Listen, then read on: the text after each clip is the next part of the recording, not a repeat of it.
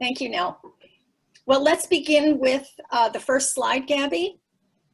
Welcome. I am Elizabeth Briody, a white woman with eyeglasses and short hair. Today, I am wearing a blue top. I am in my alcove, a little space in my house with a window. Next slide.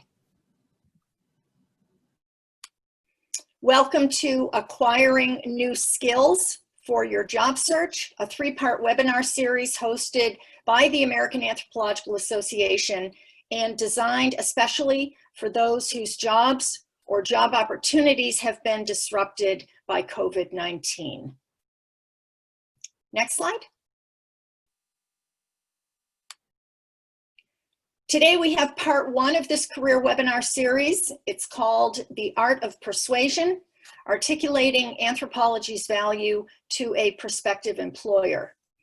And on this slide, you can see that there are two other webinars planned, one for next week and one for the week after that. Next slide. Some webinar logistics. We are using a number of features to make this webinar accessible to everyone. We are providing closed captioning. The icon is at the bottom of your screen. Presenters will be providing visual descriptions of themselves, as I just did, and the slides that they will be going over. A reminder to the presenters to please announce yourselves before you speak. And for the attendees, please make sure your video and microphone are off. Open and use the chat function, also located at the bottom of your screen. If you have a question for one of the speakers, write the word question in capital letters before you write your question. I also encourage everyone on the webinar to go ahead and answer any question that gets posed and/or to offer any resources. By Tuesday of next week, you will be able to visit the AAA website for the following information pertaining to today's webinar. First, you will have the career webinar recording, copy of the PowerPoint slide deck, a set of resources and references, and finally, answers to all of the chat questions that we receive in the chat. Should you have any questions or concerns during the webinar, please notify Nell, who is our accessibilities coordinator, and you can do that through the chat. She is listed at the top at accessibility.anthro.org. And before we begin, a shout out to Alayne Unterberger, who helped organize and coordinate this webinar. Thanks also go to members of the AAA staff who are tirelessly supporting these career webinars: Scott Hall, Nell, Gabby Dunkley, Daniel Ginsberg, Sean Eiffel, Jeff Martin, and Ed Lebo. And so here we are with the art of persuasion. What are the best ways of explaining or demonstrating the value of anthropology to a prospective employer? Next slide, please. This slide shows the webinar outline that you saw displayed on your screens if you joined before the webinar started. Each presenter will speak for 8 minutes or less, and during their brief presentations, please open and use the chat to ask your questions. After our last presenter, we will do our best to answer as many of the chat questions as possible. For those questions that remain unanswered, we will respond to them and post the responses on the AAA website under the September 10th webinar. And then a word about this particular webinar.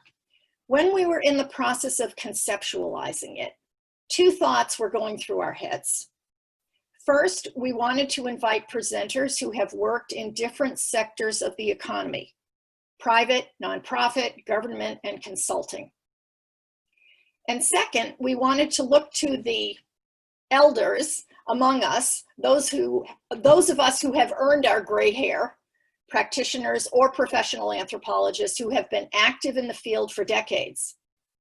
But at the last minute, we decided to mix it up and invited one youngster, I should say one younger career professional, Alexandra Jones, to keep the elders in line, of course. We hope you enjoyed today's discussion, and I now turn the webinar over to Robert Morais. Next slide. Hi, everyone. I usually go by Bob Morais, but Robert J. Morais is the more formal name that I use. I'm a late middle-aged white man. Now that late middle-aged is a little self-flattering, but I like it. I'm wearing glasses. I have some hair, most of it's gray, and I'm sitting in my home office. My background is perhaps common for a lot of people who have gotten into business anthropology. I identify as an anthropologist in business.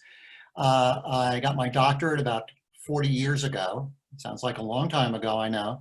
I spent 25 years with advertising agencies, ultimately rising to chief strategic officer. So I was involved in research and strategy for part of my career. And then I spent 11 years as a principal and co-owner of a market research firm. We did both qualitative research and quantitative research, and within qualitative, everything from focus groups, in-depth interviews, and of course, ethnographies. I currently am a lecturer in the marketing division at Columbia Business School, and I teach a few different courses there, either combining qualitative and quantitative or just focusing on qualitative. None of them are called business anthropology, but they all incorporate business anthropology. And I've also worked on the academic side from my initial work in the Philippines many, many years ago. And I noticed there's someone here from in this session from the Philippines, Mabuhay. And then I've written a number of books on either market research or advertising and anthropology and ethics in business anthropology and so on, and articles and book chapters as well. I have two slides here that are specific to this session. The first is some key advice if you're interested in working in the private sector, although I think this applies generally to applying anthropology. And it's really a threefold process. The first is a discovery phase. So you should ask your potential employer what challenges are not being addressed effectively by their company or organization and why they think that is so. So try to get inside their heads before you offer a solution or a promise. The second phase would be what you can do for them, and that's specifically that you should tell them what you do best is bring uncommon methods and insights to meet challenges. Now, the only way to make that more specific and meaningful to them is give them a reason to believe you. And you can either provide an example that's pertinent to their challenge directly, in fact, I think that's the best way, based on work that either you've done or a case that you know about. But whatever you promise them and whatever you use to support it should be demonstrating that you've listened to their challenge. Next slide, please. And finally, I was thinking of one of the most common questions that I get, and I've also heard other people ask in seminars and workshops, and here it is. Not many jobs advertised say they are seeking an anthropologist, but they do advertise for the skills that I have. Should I only talk about my skills and not mention anthropology? So here's what I think. Focus on your relevant skills, those that are relevant to the job, and weave in your training in anthropology as a point of distinction from other job candidates. In many cases, the other job candidates won't be anthropologists. I would not lead with, I am an anthropologist, but I would use it as support for your uncommon abilities. So there are a lot of people who work in business, as well as other applied areas, who identify not first as anthropologists, but for example, as user experience experts, or design experts, or marketing researchers. So that's something to keep in mind. So I'm done. Our next speaker is Shirley Fiske. Hi, everybody. I'm Shirley Fiske. This is the first slide. I'm a tall white woman with graying hair. I've got glasses on that I see give off a great reflection. So here I am without my glasses, but in order to read, I've got on jeans and I got a shirt on today. I'm broadcasting from New Mexico in the US, where we had snow last night. It was 35 degrees this morning. I'm at my desk. It's a multi-purpose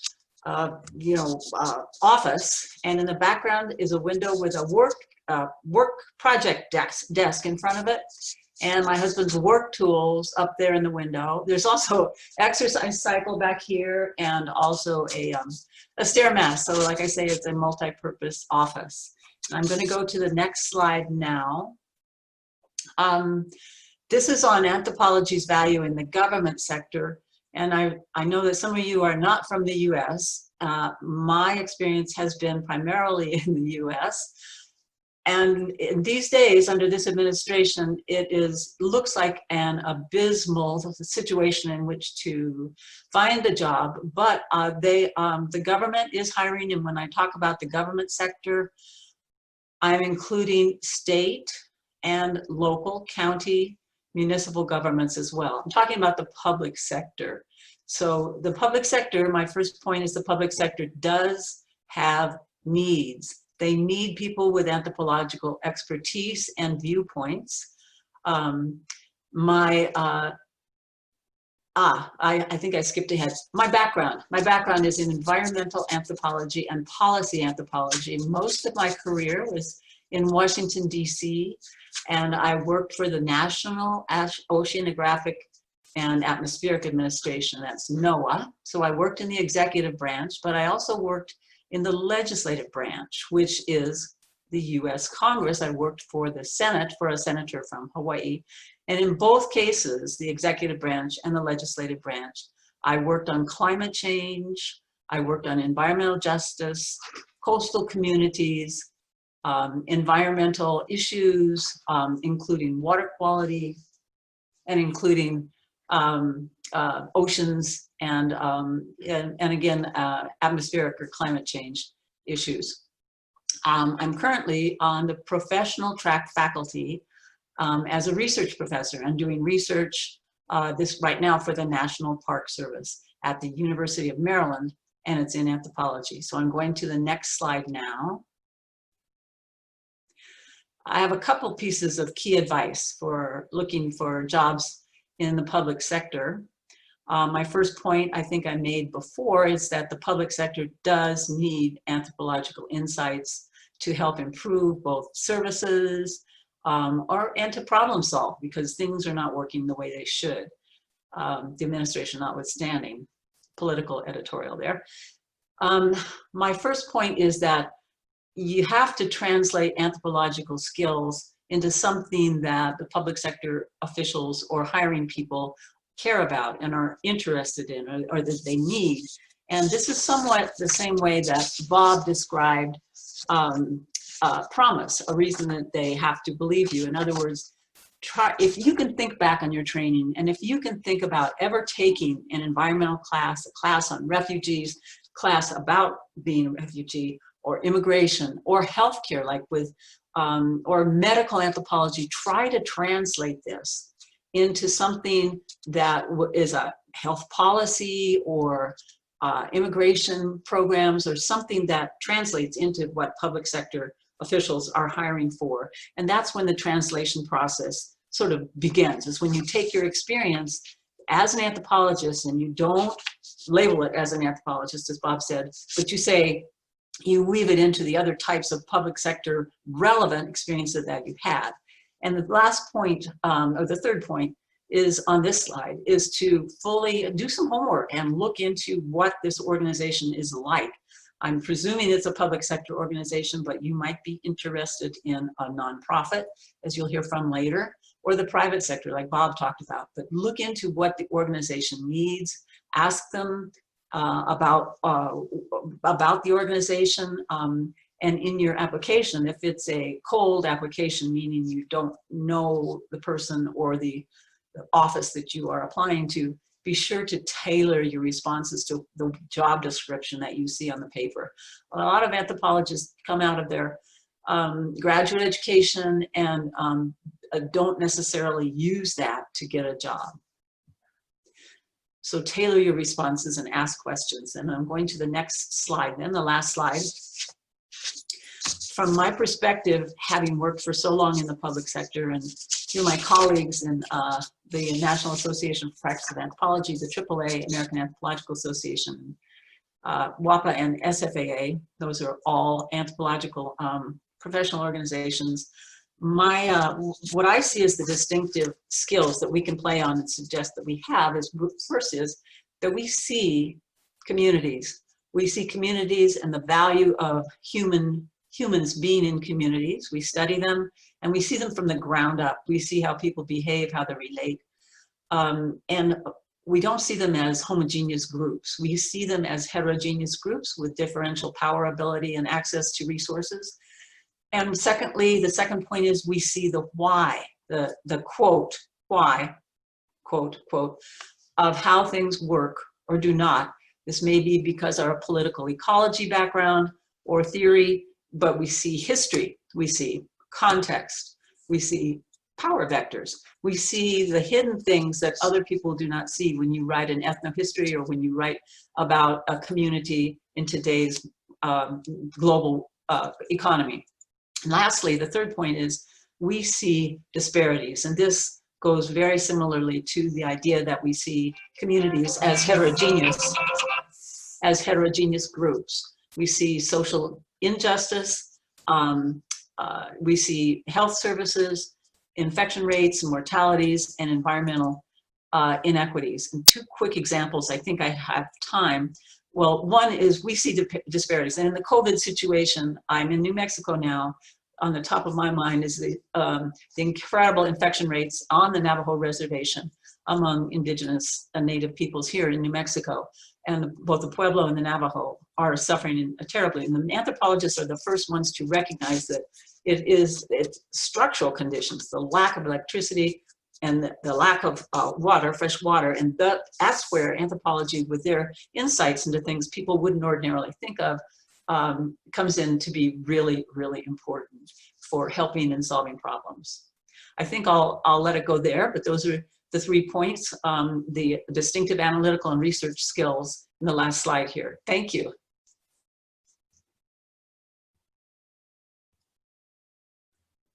Our next speaker is David Fetterman. Hi, I'm David Fetterman. I'm a white, slim Jewish man with white hair and a white beard. I wear glasses, wearing a black shirt, kind of a polo shirt and jeans, sitting at my desk with a large bookcase behind me with many books, statues from my travels around the world. Next slide, please. I just want to highlight a few things today. Lessons learned, what to do and what not to do, your view of value added, or an employer's emic, insider view of reality or what's of value, speaking the language of power. So just 3 points I want to highlight today. Next slide, please. The first one is, this is a fist I have. I'm highlighting that you shouldn't argue. You should demonstrate your value is the point here. I have a picture of a fist that highlights an argument I got into about reliability versus validity in the first research corporation I worked at. I had this guy who hired me. He wanted an ethnographer to do this project to study dropouts. And he was about 6'4", 6'5", crew cut, 3-piece suit. And I was a little more casual, but we would argue at the table that you don't have any, he would say, I don't have any reliability because I see things not always the same thing every single time. And I said, well, at least I've got validity better than you. He was a psychometrician, and we went back and forth and back and forth. Probably not the best thing to do to start your engagement at a research corporation. Luckily, over time, we actually got to be very good friends because he could see a lot of face validity to what I was doing, but probably not the best entree to the place. A lot of people lined up with him thinking that I was not going to last very long, but luckily he was a very reasonable, intelligent person. I wouldn't depend on that in terms of these kind of arguments you might want to enter when you first start a position. Now, the other thing is, I have a picture on the right side of the slide that's a burnt out building. It highlights how I had to make a map of burnt out buildings to convince my research colleagues how extensive this problem was. I was working at Bed-Stuy in New York, which is now getting to be gentrified, but it was a total mess at the time. And a lot of my colleagues would go, I'm from California, we'd fly over to New York. They would get into a cab, they'd be busy taking their notes, get ready for preparing to look at a classroom. And then they would code what was going on in the classroom, get back into a cab, and then get to the plane, in the meantime, writing up what they saw. They really didn't see the neighborhood. I spent a week, 2 weeks, 3 weeks at a time in the neighborhood getting to know it. I saw how many burnt out buildings there were. I took pictures of it to have face validity. And then I literally took a map with pins to show how many there were, to convince them sort of what they weren't seeing. They had the best of intentions, they were very busy, but they had blinders on. And then from an anthropological point of view, it was just obvious to take into account the context to meaningfully interpret what's going on. So my point in this slide is simply, probably not wise to get into a big methodological argument when you first start. It can work out if you're lucky. Mine worked out. I luckily had an extremely intelligent president of the corporation who tolerated me, and also listened to reason about what we're talking about. I eventually did explain that if you see patterns of behavior over time, that is reliability. So I learned to interpret and translate. Next slide, please. This highlights, in this case, the value, once again, in this case, contrasting the value of anthropological insights. This highlights theory, kinship versus practice dropout rate. What I have is a picture, it's a blackboard, E equals MC squared. And this picture is an equation that symbolizes how some colleagues need to emphasize their knowledge of theory, including kinship theory over more practical knowledge. On the right side of the slide, I have a magnifying glass with the word context. It reminds me of how I had to tell a donor who was going to defund a dropout program due to low attendance to place low attendance in context, compared with no attendance earlier. So in other words, I basically got a phone call in the middle of the project. You're supposed to wait till the end of the project to see if it's going to continue funding this dropout program. They called in the middle and they said, this is the Department of Labor and Department of Education. They called me in the middle over here at California and said, David, the attendance is really terrible. It's like 60% attendance here at this dropout program. We're going to just drop it and just defund it. Is there anything you have to say or any insight you have before we do that? I said, give me an hour. So I went back to my notes, blah, blah, blah, called up again and said, I understand attendance could be better, definitely, than 60%, but I do want to highlight that contextually, you need to place this in context, and that is that they had a baseline of 0 as a dropout. So 60% is fantastic compared to where they were. Not that it couldn't be better, and they then funded the program to continue, but they did want, of course, it to get refined. My point is to highlight what you can do in terms of providing context, meaningfully interpret the data, et cetera, rather than some of our useful but esoteric knowledge, for example, in kinship.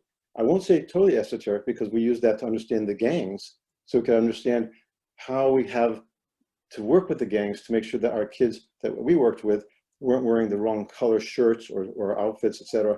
So I'm not saying it's not useful, but I think it's something you might want to think twice about in terms of how you're going to make that more practical.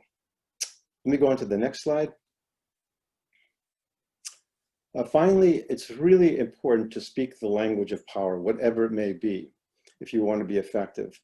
I have a picture on the far left of cash, which suggests sometimes you have to translate findings into dollars saved. That one in particular is important. It's also called ROI, return on investment. When we were showing some of the legislature in Arkansas, some folks in the legislature, sort of how many kids we were keeping, minority kids, away from tobacco, most folks didn't care a whole lot, to be honest with you.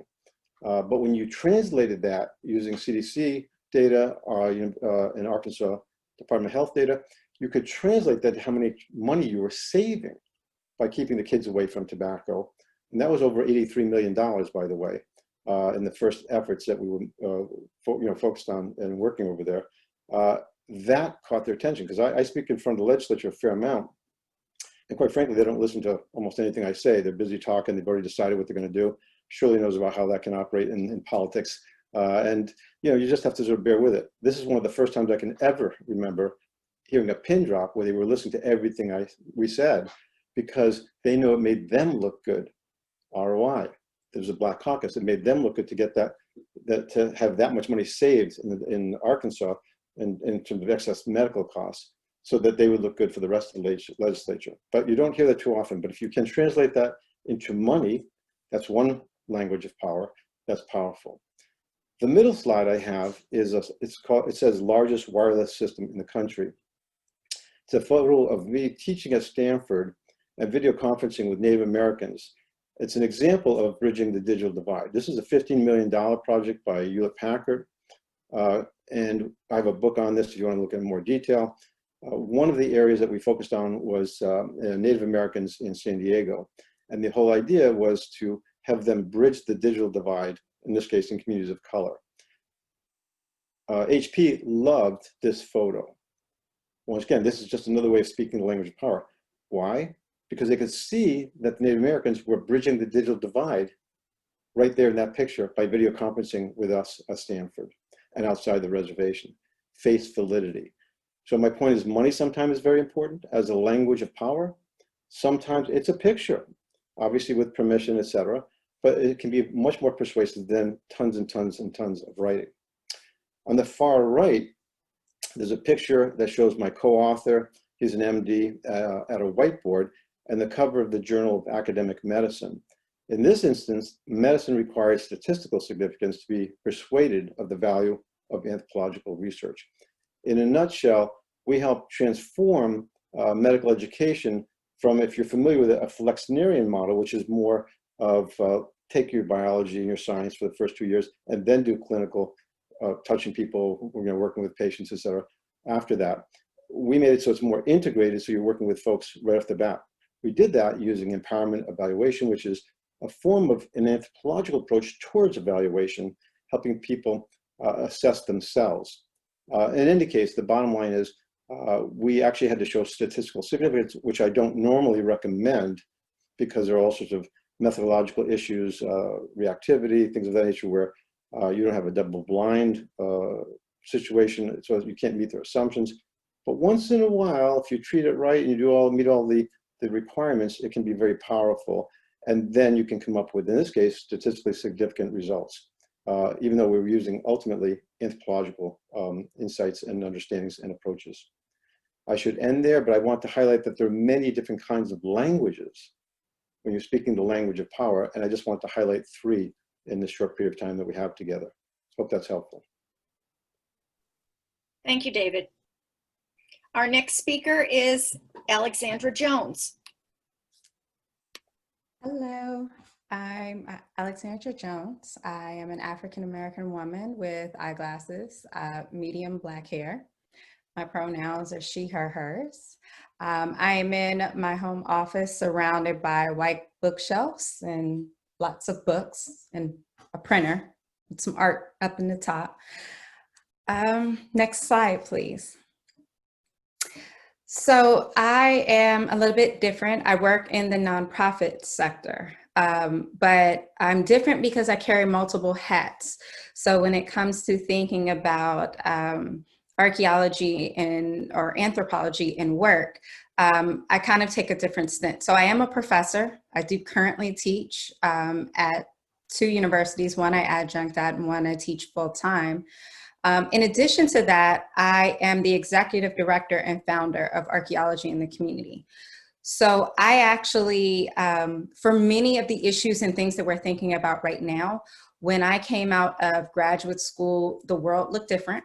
There weren't very many jobs, and I saw a very clear need in my community. So I actually founded a nonprofit in which I work today. So my first thing is, do not live in the box. your skills that you have come out of your programs with, whether you have a BA or MA or a PhD, are an extreme asset. Meaning you were taught how to critically think. We all work with communities. We work with different stakeholders, with different groups. We've learned how to evaluate, look at different situations, figure out which ones work, which ones don't, look at the biases. We've many times through our various research projects, a lot of undergraduates end up working on classroom programs because that's become a new thing, CPEs, doing experimental, doing projects. So you've already worked in problem solving and negotiating between communities. Master's students, you definitely have had the skill set because you had to deal with a problem and identify solutions through anthropological skills. Great communicators. We've been writing our whole entire careers, whether you're an undergraduate or have a PhD. So you know how to express yourself, you know how to communicate, you're very thorough in emailing, talking to different stakeholders, talking to different people. We've all been trained in diversity. We all know about social justice issues. All of these things pop up. And when you talk about the nonprofit sector, this is an area that we're focused on, specifically social justice in various communities. Be innovative. If COVID has trained us or taught us nothing else in the past few months, it's innovation. You now have a skill set which is so marketable, even though it was forced on us. All of you know how to participate in Zoom and webinars. You know how to create breakout rooms. You know how to have these conversations. Many classes, I know from my classes, I've now mandated that you do PowerPoint presentations, you create videos. We're all thinking about all of these new skills that use those, market those. You're phenomenal at social media, period. Just by mere fact of your generation. That is a skill that all jobs are now starting to require. Can I get the next slide, please? So you can walk into just about any field with an anthropology degree. The problem is you have to be innovative and creative enough in how you market it. So for education, so I saw in the group chat, people were talking about if I have a BA. With a BA, you can go directly into teaching. So it requires substitute teachers, or if you go to private schools do not require you to have the teaching certificates that most states require of you because you're in a private school. So you can go right in and start teaching history classes. I do know we have a few middle schools and high schools that do actually have anthropology courses in the DC and Maryland area. You can do that as well. Business, nonprofits, we need you. We need people who know how to work with communities, who know how to market, who know how to talk to different groups. Heritage management, museums need you. They have outreach coordinators. They have beginning level curators. All of this is stuff that a lot of you, based on the classes that you've taken throughout your education, are qualified for. You just have to highlight it and talk about it directly when it comes to filling out applications. And then be very creative, but also resilient. Remake yourself. This is something that you have to kind of go back into the lab and recreate yourself. So what I would highly say is go online and research resume templates for the jobs you want. See what skills they're advertising and saying or talking about, and then remake your resume something similar based on skills that you actually have. So if you have a job that is asking for an MA and you already know, okay, well, I have a PhD, this may be a situation where you leave the PhD off. It's okay, you're not lying. You do have a little bit more education, but you can stop at the MA if you feel like it'll get you through the door. If you are currently pursuing a PhD, you can put on your application, PhD in progress. And that also gets you in the door sometimes. So being very creative and resilient and kind of being able to hop back and forth in like a hopscotch manner in order to make yourself marketable to all of the employers and different jobs that you're pursuing. I will go ahead and switch it over. Thank you. And our last speaker is Ken Erickson. Hi there. I'm Ken Erickson, and on this slide is my visual description. I'm an older white guy, but not as old as David Fetterman. That's important. And in saying that, I'm reminded of the fact that many of the people in this session today have worked together before. And in hearing what people are saying, I'm reminded just how important it is to have friends who can help you through these processes, whatever it is you're working on. I got short gray hair, a small goatee, and the pronouns are usually he and him, unless my husband is giving me a hard time or we're playing around and camping it up. Right now, I'm at my desk. Next slide. And behind me are shelves of pottery that I make and a gilt stack of books. We all have those, books we need to be reading but haven't yet. Some LGBTQ stuff, some Zen Buddhism stuff, some rural China, and Keith Basso's Wisdom Sits in Places. I know, wasn't he awesome? Those of you who study the American Southwest, I use him in a business school setting to talk about the importance of silence. So nice. I should also have a book by George Friesen and a book by David Graeber to remember the fact that we lost both these amazing scholars in the past week. David Graeber, the wonderful writer and activist. If you have questions about anything from consumption to power relations, or big theory, David Graeber's wonderful, you all know that. George Friesen, you may not know unless you're an archaeologist, has a lot to say about climate change, a lot to say about Paleo-Indians. The only scholar from the University of Wyoming to be elected to the National Academy of Sciences. We are all standing on the shoulders of giants here, let's remember that. We got a lot of shoulders to lean on, thank God. The light from my window is coming from a South Carolina messy garden with, loblolly pine trees. The next slide. So I've had to experience a lot of the things that I've seen over here in chat, here on Hollywood Squares. If you open up the window, there's a lot of great stuff there. If you're not in that chat right now, you're missing out on a lot of great info.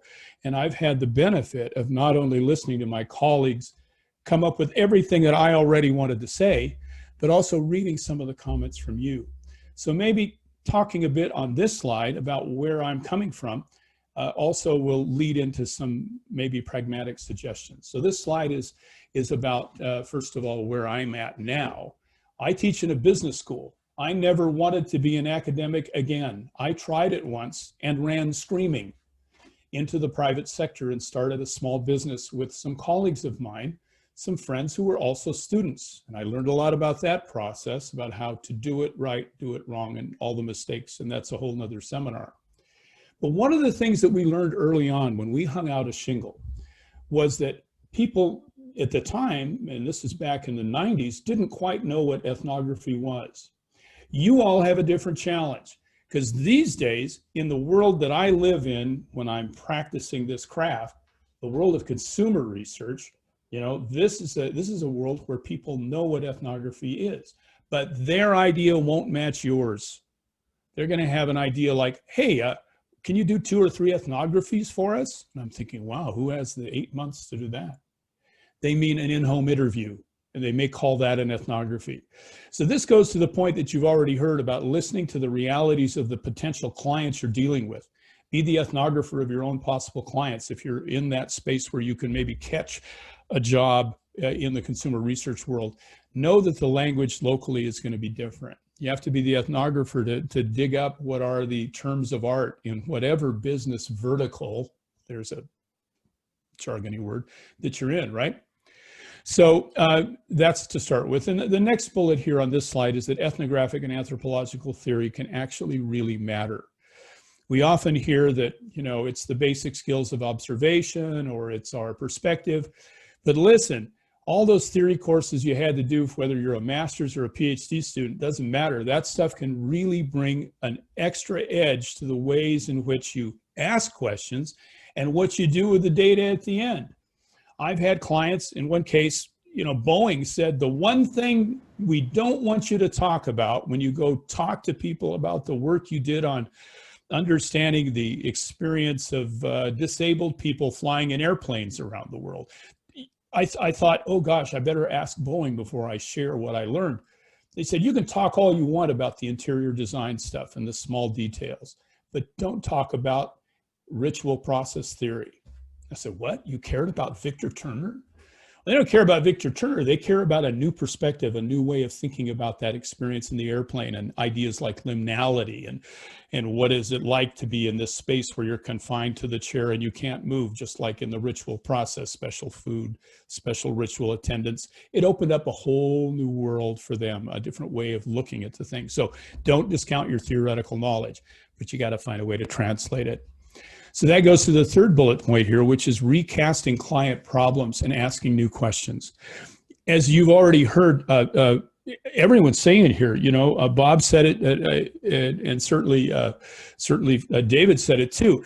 This is a translation process. And it's also a process where you have a chance to hear their questions, listen carefully, and then step back from them and say, are you really asking the right question here? That can be really part of your value. In the world of consumer research, it's often about coming up with new insights, things they hadn't thought of before, to maybe to drive a new product or help solve a problem where the customers are pissed off at them, or basically, you know, they're out to lunch on what they should be doing, and maybe they're asking the wrong questions. So the next slide is just an example of that sort of thing.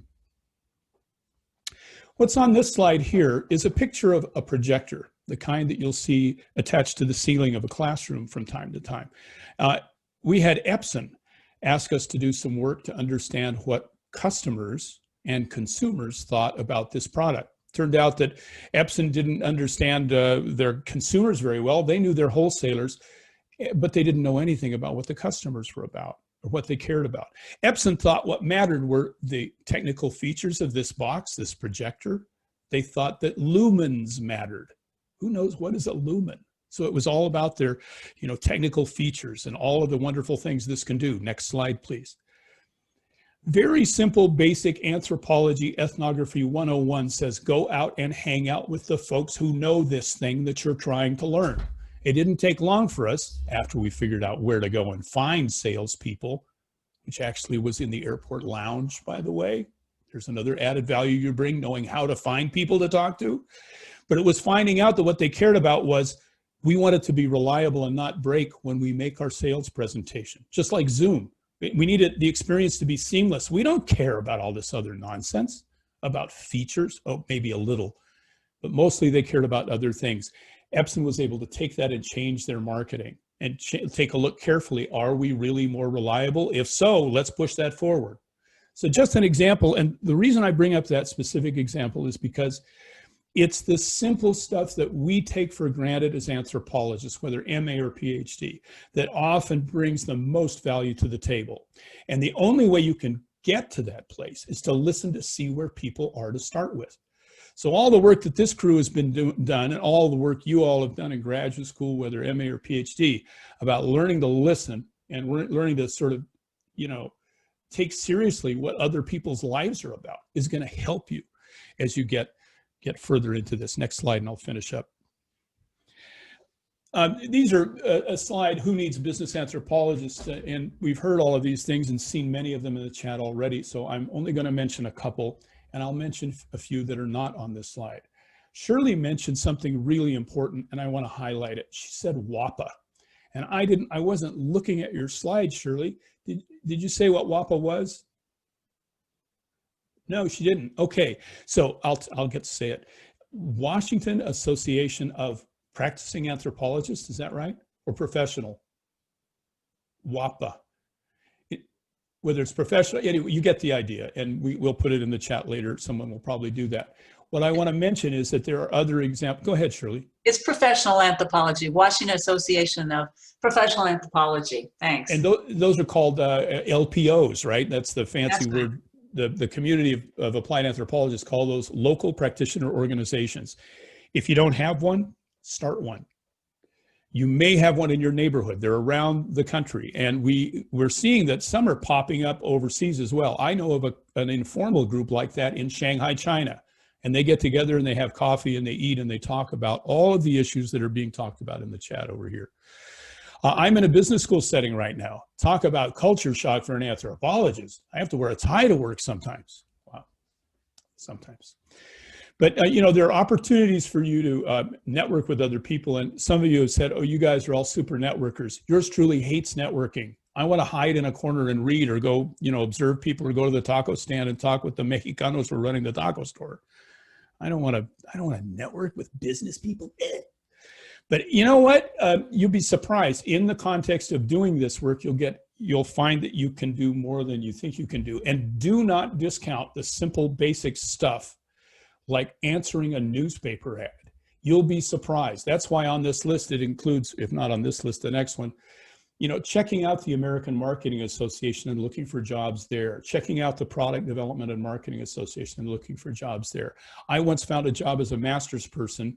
I applied, I was rejected because I didn't use the specific language of skills that were listed in a government job. This was a state job in the state of Kansas. I went back, lobbied a little bit with the people who made the decision. They allowed me to reapply after I had seen the actual qualification list for the job, which used language I had not used.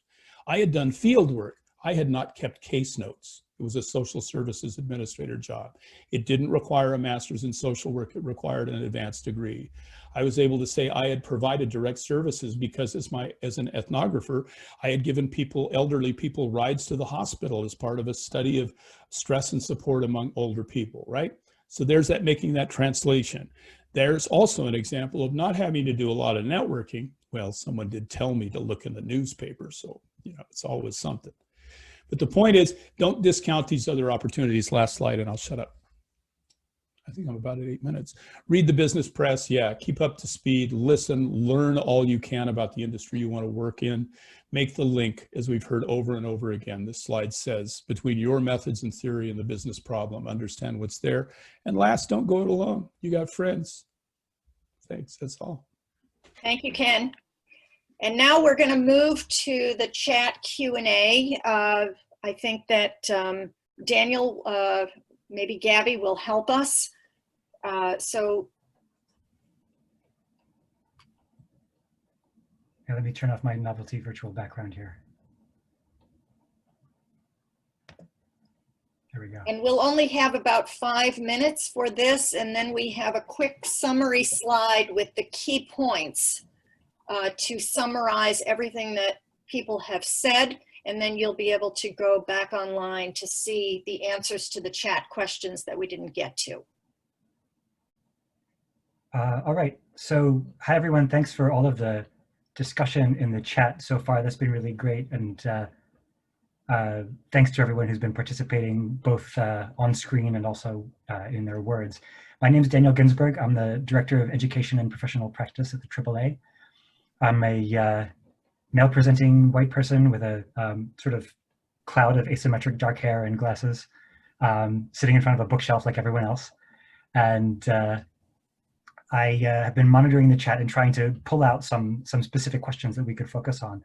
I want to do this because it's the kind of thing that you specifically encouraged us not to do, but I want to bring some Marxist theory to the way I'm organizing the Q&A. The way that people are talking about academic degrees and credentials, I'm thinking of it in terms of what is, if you've studied anthropology at whatever academic level and you're trying to parlay that into a professional position, what is the use value of it and what is the exchange value of it? Which is to say, how do you talk about the things that you know how to do because you've studied anthropology? And how do you talk about your anthropology degree and you having the degree as itself being a qualification? This takes different shapes at different levels of education. And if we had time, I'd like to drill into each of these at once. But I think in the interest of time, I'll just sort of throw it all out there. So for people looking at the undergraduate level, what can you do with the undergraduate degree in anthropology to build a portfolio, to find internships or jobs before graduate school? Is it best to go straight into graduate school? How do you best prepare to show that you can do something with that, especially for people, and this occurs at all levels, in circumstances where you might not be able to go for to pay for another degree or to take the time out of other personal responsibilities you may have. Further along in someone's educational trajectory, you might think, how does your anthropology degree, does it have to be a master's in anthropology? Are there benefits that you might have from having degrees in other fields? I happen to have a master's in teaching English as a second language. Are there times when a certificate like a project management professional would be the credential that you need rather than another academic degree granting program? And then sort of at the end of that trajectory, are there times when a PhD is too much? I know there's, within this sort of discussion, there's a lot of, let's say, reasonable people can disagree on whether you should ever leave your PhD off your resume. And there was some discussion on that in the chat as well. If you have got your PhD, been working in higher education, are now trying to go elsewhere, how do you look like practice jobs are what you really want, and then you're not like the rat fleeing the sinking ship of higher education? So I know that's a lot, but in the interest of time, I just wanted to put it all out there and ask the panelists to take on whatever aspect of it speaks to them. And then we'll be able to provide more on the website, which again is americananthro.org/webinars, sometime after this is wrapped up. So this is Alexandra speaking. I'll speak to a few of these things. One, in the climate that we're in, jobs are few and far between, but the needs are not. And speaking from somebody who runs a nonprofit, interns are normally the pool that I pull from in order to hire my next employees. So don't necessarily count out doing unpaid internships, preferably paid, if they do pay, but keep that as a good benefit. The other thing is that's a way to get easy experience for something that you're trying to build towards in the future. So especially when it's an internship that may have a time limit of a month or 2 months, it's a great quick skill builder that you can add to your resume that now makes you that much marketable. The idea around education, there are a number of, right now, programs where you can go online for free and get courses and education in various things. So you definitely can expand your education that way without worrying about the payment of going through schools and other things. They're also, thank you for putting that in the chat. That's exactly what I'm talking about. That same company also has the ability for certificates. So if you want social media certificates, I think it's like $100 to obtain, and they actually give you a certificate for it. So there are other ways of grabbing continual education. The other thing on your resume, when you list your education skills, you can take the liberty, especially if you only have a BA, of adding a few bullet points of things that you've specialized or researched in or assisted with. And also thinking very creatively about how you list assisting the professors that you have with their various projects and your volunteer jobs as well.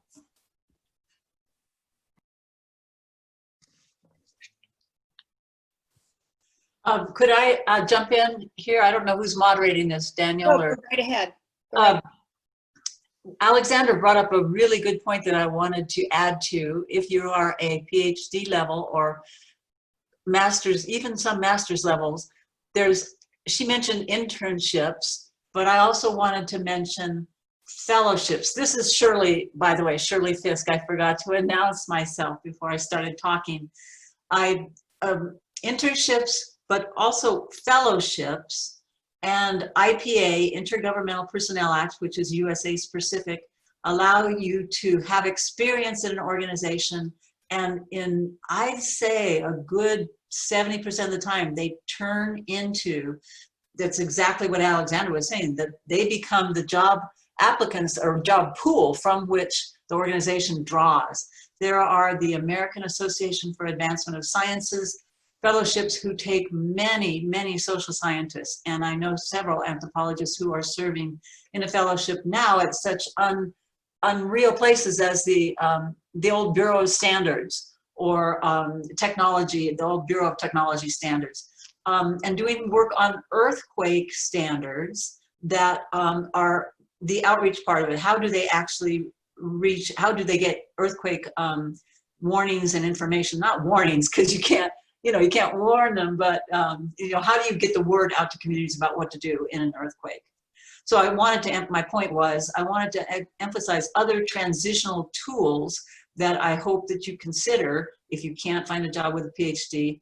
You still would stay in the academic sector, or you do an internship like the AAAS that takes you into an executive branch sector. Thanks, Shirley. Bob, you have something to say? You're muted. Is Bob going to speak? Yeah. Otherwise, Bob. I got it. I got it. I want to pick up on something that Ken and David were talking about, and I touched on a little bit, having to do with the skills that you have. And you know, particularly when Ken was talking about liminality and being on a plane, I think it's really helpful if we as anthropologists can think of how the business, and also this speaks to what David said about understanding the language of the people that you're working with. So if business people are speaking about, let's say, customer journey mapping or decision mapping, liminality is a part of that.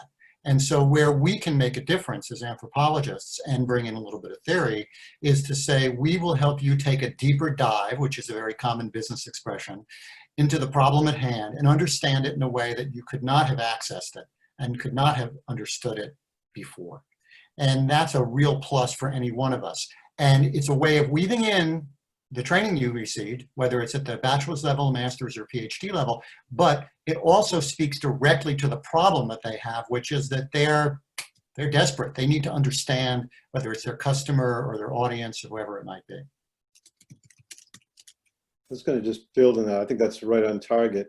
I think a central thread you're hearing also from a number of us is the EMIC or insider perspective. Often we focus though on just the insider from the consumer participant, but as you just mentioned, Bob, you mentioned it's also the people you're working for and working with. What is their perspective of reality so that you can do some translations? I think that we have to be very careful, especially when I started out, of being a little arrogant that we only worked with the community and their concerns and their EMIC perspectives, which is still a priority, but it's not very effective if you're not looking at also being respectful of the sponsor or the people providing the funding to see what their perspective of reality is and what they're looking for if you're going to be a mediator, as it were, in that regard.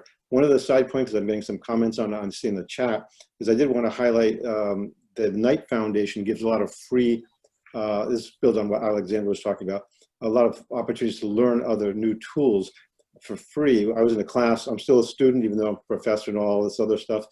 I go to these classes, they're free on data visualization, on investigative journalism. They focus on journalism issues, but they're tools that can help us build our existing skill set and expand it. We have to be continually learning. And I think there are many assets or many resources out there that are not expensive or in fact are free that have phenomenal benefit for how you're going to market yourself as you enter this wild world of employment. So I just want to add those two points quickly. This is Elizabeth again. I'm sorry to interrupt, but we only have a minute or so left. So Gabby, would you please put up the second to the last slide, I think it is. Has all the key points on it.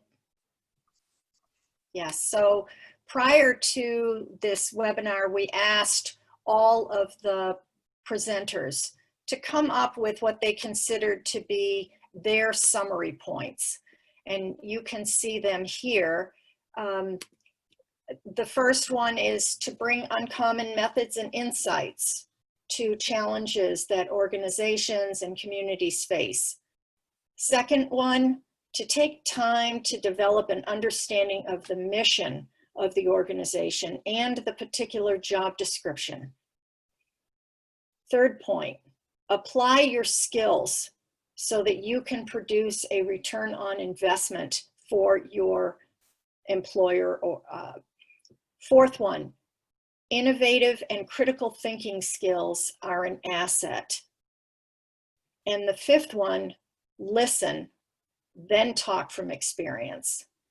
I know this was Ken's because he says, co-discover y'all's business relevance.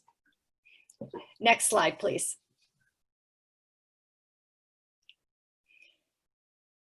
So after this webinar is over, all of you will be getting an evaluation emailed to you. Please fill it out. We take these evaluations seriously in order to improve the quality of them in the future. Secondly, as we noted earlier, see postings on the AAA website related to this webinar. They should be available by next Tuesday. And then register for the other 2 September career webinars. September 17th, Demystifying the Fear Around Job Searches, and September 24th, Deep Hanging Out Digitally. Thank you all for attending today. We're hoping that this webinar was helpful and useful to you, and look forward to seeing you at future webinars.